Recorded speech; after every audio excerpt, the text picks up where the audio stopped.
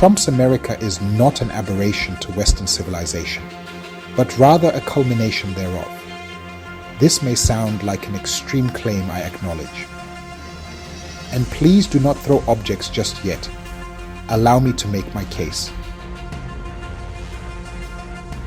In 1971, a Stanford University psychologist, Philip Zimbardo, ran an experiment to demonstrate how societal predefined and imposed roles could strip away human dignity and morality from individuals or groups.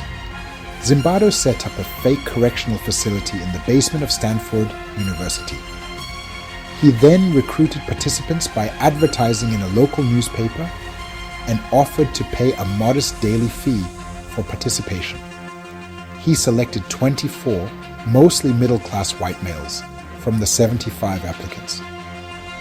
The 24 participants were then randomly divided into two groups of guards and prisoners.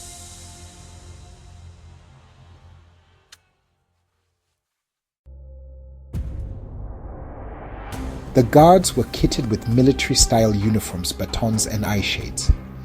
The prisoners, on the other hand, were given cheap overalls and no underwear. They also had to wear a small chain around their ankles. They were provided with only the very basic necessities and bland food. They were to be addressed by identity number only and not their names. The guards were given authority to run the prison, as they saw fit, with only one exception. They were not to mete out any physical punishment to the prisoners. What unfolded subsequently surprised even Zimbardo himself. The guards routinely humiliated and punished prisoners with glee. They regularly deprived prisoners of very bare basic necessities, such as taking away mattresses and denying them access to the bathroom facilities.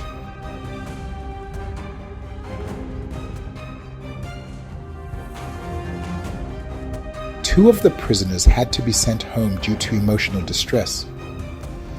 Interestingly, the rest of the prisoners would not leave the prison early, even when offered the opportunity to do so. One visitor to the facility was abhorred by the incredible scenes of inhumanness she witnessed and reported to Zimbardo. Zimbardo had to terminate the experiment early, after only 6 days.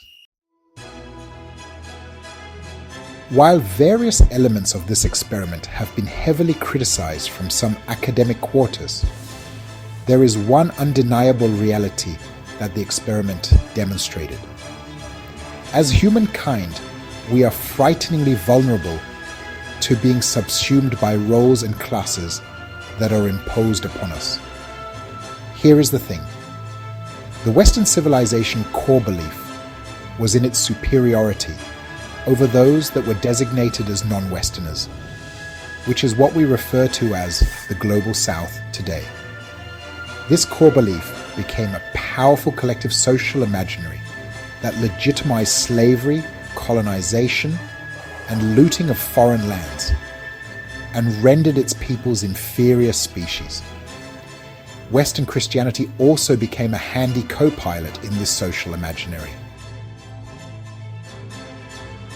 What the Zimbardo's experiment demonstrated beyond reasonable doubt was that our human cognition does not handle an identity of superiority that well. Once you assume the identity of superiority, you also hitch the wagon of rightness, or righteousness, to use a biblical term. The moment you are superior and righteous, you feel the need to be the guardian of the truth. The moment you are the God, as in Zimbardo's experiment, you feel entitled to subjugate and punish those who you believe are on the wrong side of the truth. This entitlement begins to strip you of moral decency and dignity, with which biblical teaching implores us to regard another as more important than yourself. Jesus' teaching that we love our neighbor as we love ourselves becomes irrelevant. The Western civilization, especially in the US version, has epitomized the very thing Zimbardo sought to expose. The culture wars that have been raging in the US for decades now were the quest to come out on top in the war of ideological superiority.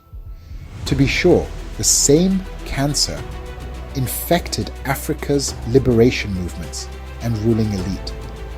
But that's a video for another day.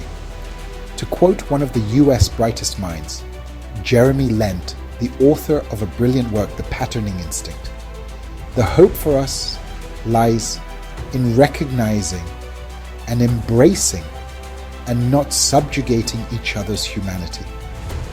Here is the bottom line of this post, and I hope we are listening. Whenever we assume an identity of superiority over others, our cognition malfunctions horribly. Thanks to Trump's America, the evidence is all around us. There is a glimmer of hope, though. As we observe the unraveling of Trump's America, collectively as humankind, we can resolve that we can do better than that. Thank you for watching. My name is Vezi, and I am here to serve you.